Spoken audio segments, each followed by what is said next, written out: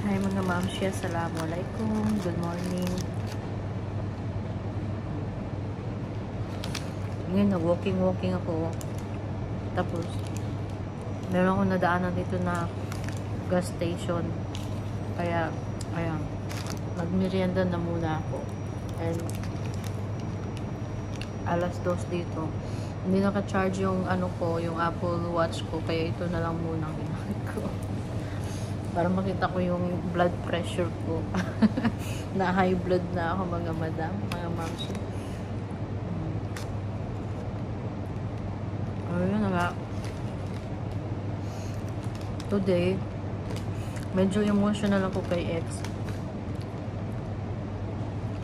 Kasi alam niyo naman yung ano ko mga mina, hiwalay na kami and then naka-sponsor pa rin ako sa kanya.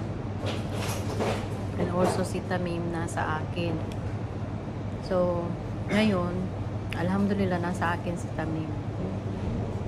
Ang problema lang kasi mga mamshi, nahihirapan akong ngayon i-handle ang sitwasyon ko kasi nga wala akong trabaho sa labas. Ang income ko lang yung pagla-live ko sa mga ukay-ukay. So, there was a time na hindi talaga magpapigil si Tamim na kumbaga kung ano yung gusto niya, kailangan talaga sundin mo ora-orada on the spot. Hindi siya yung tipong batang makikinig or maiintindihan niya kahit sabihin mo, okay, after 30 minutes, bibigay ko yun sa'yo. Or after 30 minutes, pupunta tayo doon, tapusin ko lang yung trabaho ko dito. And anyway, hindi ko alam kung naririnig nyo na mabuti yung boses ko, no? Hindi siya ganun mga mi. Kaya nahihirapan ako. And then, kinausap ko ngayon si ex. Kasi balak ko na nga na umuwi kasi dahil nga sa sitwasyon din ng tatay ko. And besides, matagal-tagal na rin ako hindi nakakauwi sa Pilipinas mula nung nakasal ako sa kanya.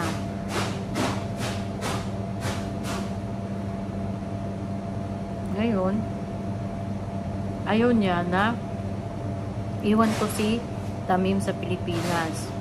Which is para sa akin mga mamsi, yun yung pinaka the best option ko. Naiwan ko siya sa Pilipinas.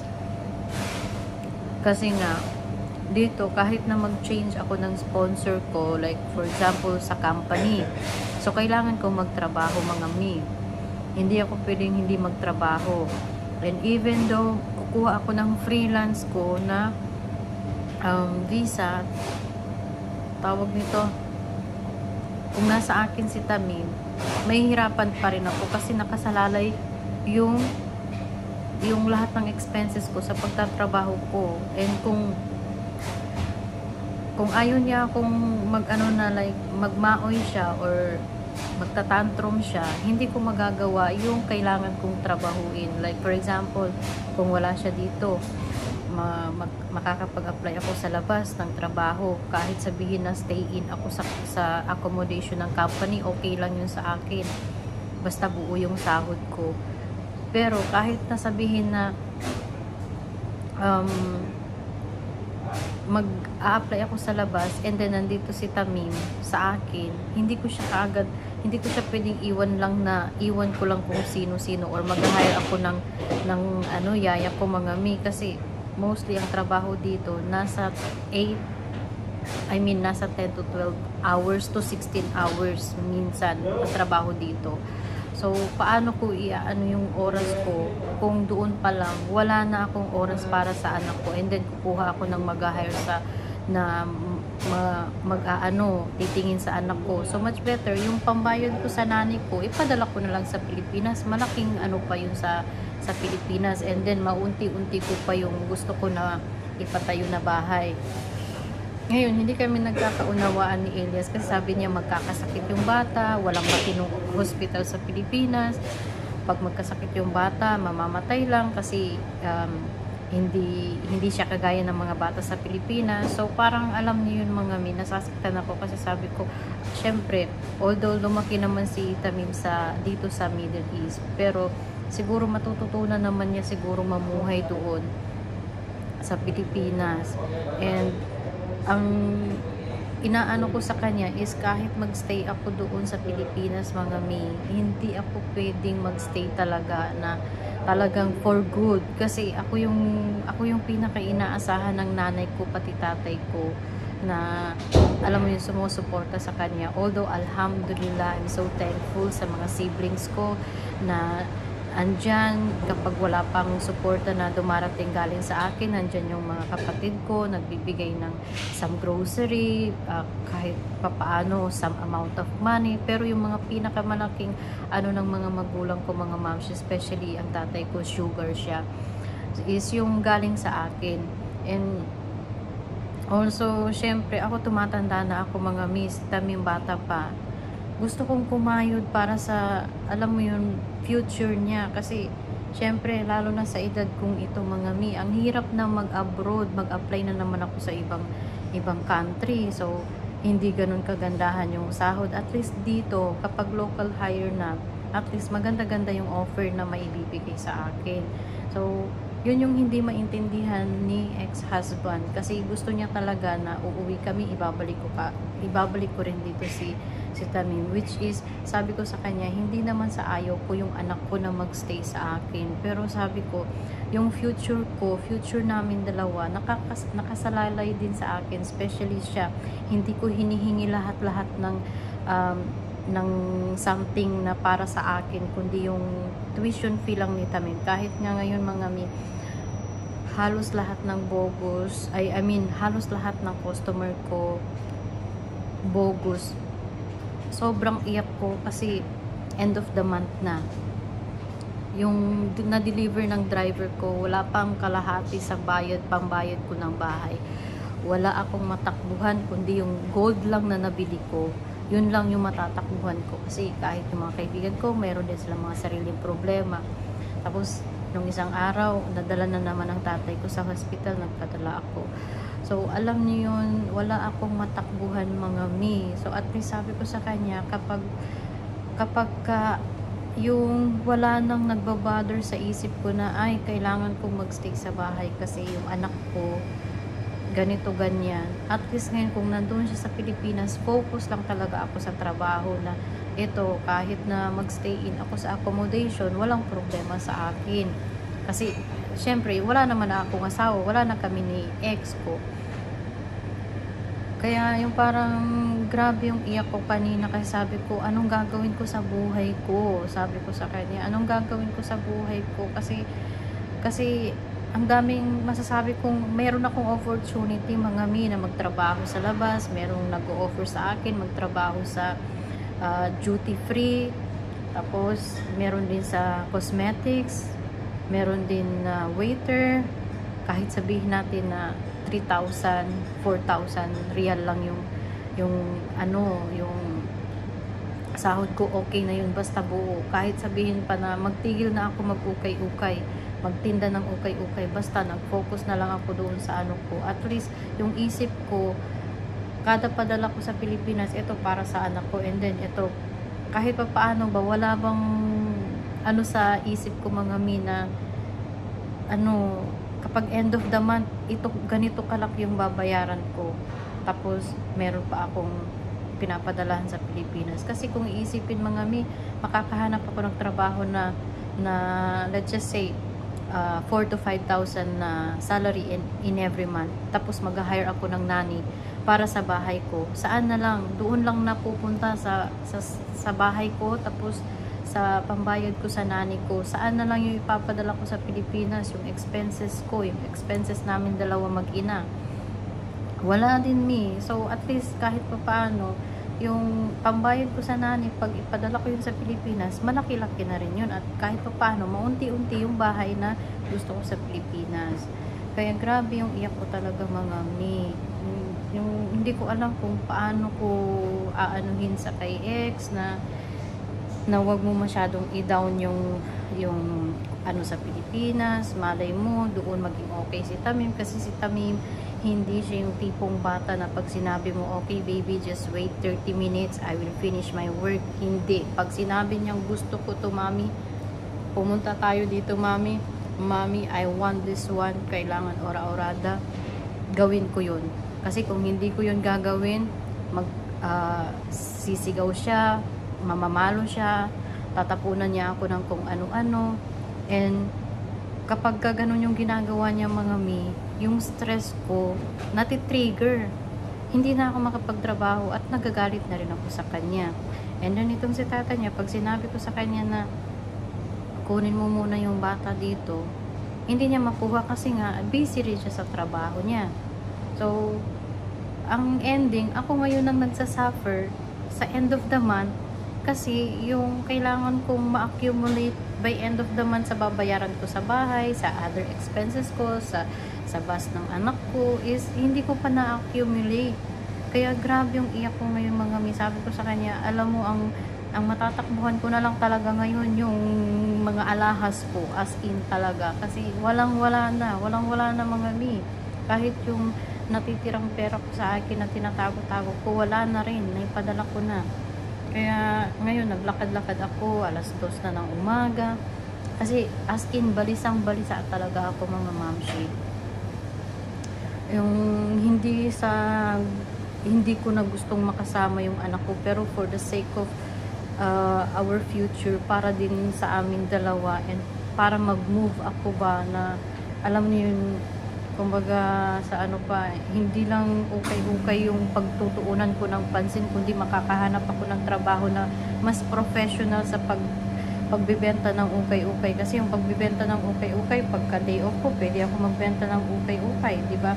Another extra income ko yun kung gugustuhin ko. So at least hindi ko hahagilapin sa end of the month yung pambayad ko sa bahay ko. Ang dami ko nang sinabi. Sobrang kaya iyak ako ng iyak talaga mga mi.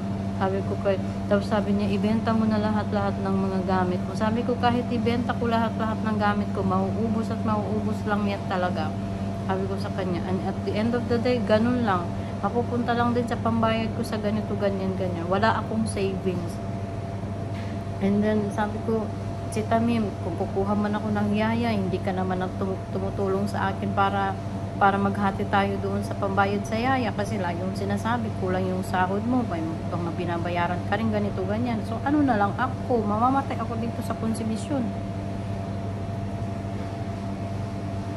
Ay, naku na lang talaga, mi. Kaya ang hirap maging single mom. As in talaga. Kaya ko naman sa Pilipinas mga mi, pero ang iniisip ko, especially ngayon sobrang krisis, magbibenta ka ng damit sa Pilipinas, hindi naman yun ipa-priority ng mga tao na pang bili-bili ng mga damit. Ang ipa-priority nila, paano sila makakabili ng isang kilong bigas pang konsumo nila araw-araw, hindi yung pang-OOTD nila, lalo na sa amin sa Mindanao. Kaya ay nako, God bless na lang talaga sa akin dito mga madam. Ngayon umiiyak ako, sa iniisip ko, mamayang umaga ipadala ko sa sa maneho ko yung isang kwintas ko para kasi ngayon anong petsa na, kailangan ko magbayad sa bahay. Yeah.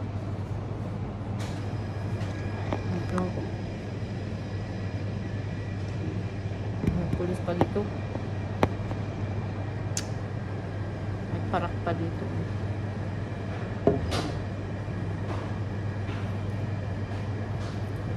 Kaya sobrang stress ko ngayon. Kinuha niya yung bata, pero bukas, mamaya pala, sasawuli din niya. Kasi nagalit na rin ako kay Tamim. Kasi hindi talaga, okay lang sana mga mi kung si Tamim makakaintindi sa akin na pag sinabi ko, okay baby, just wait, I will finish my work, ganito, ganyan. Then after that, we will go, or we will buy the one you want. Pero hindi talaga. So, ang ending, ako itong sumasakit ang ulo, nai-stress ako sa kanya, nagagalit ako sa kanya. So, ang wala na akong gustong gawin, kundi magstay din na lang ako sa kanya, pakalmahin ko yung sarili ko.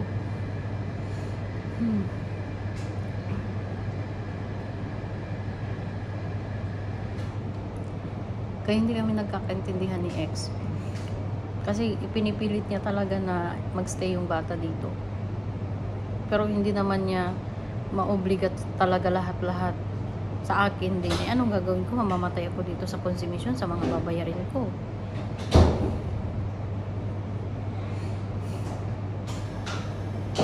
Hindi rin naman ako pwedeng kumuha ng maliit, isang kwarto lang kasi ukay-ukay yung mga paninda ko. Eh sabi niya mag-change ka ng bahay mo na mas maliit. Eh ano na lang yung mga item ko doon, saan ko ano yun, tapos matutulog yung anak ko sa ukay-ukay. Kasi kung gusto mo lang kumuha ng isang kwarto dito, nasa 1,500, murang-mura na yun, yung 1,500 na yun, na which is nasa mga 24,000 na pera sa atin sa Pilipinas. Kaya yung utak ko talaga ngayon mga mi. God bless talaga sa akin. Anyway, yun lang.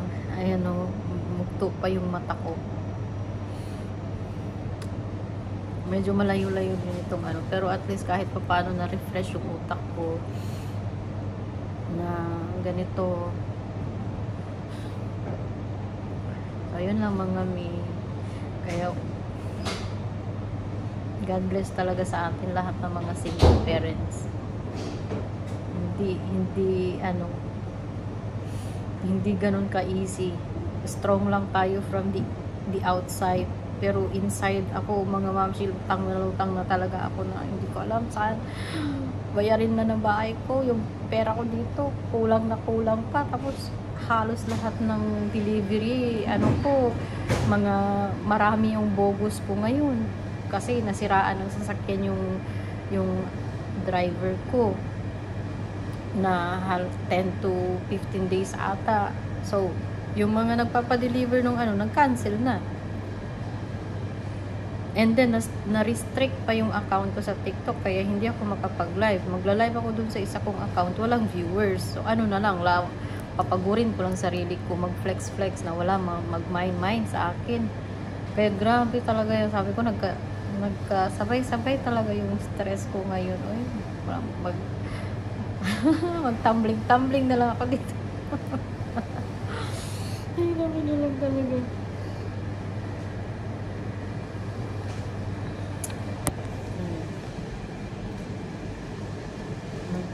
Nag-croissant lang ako. Hindi rin ako kumain mga may. Tingnan nyo ang parang busog na ako sa stress ko. Busog na ako sa stress ko.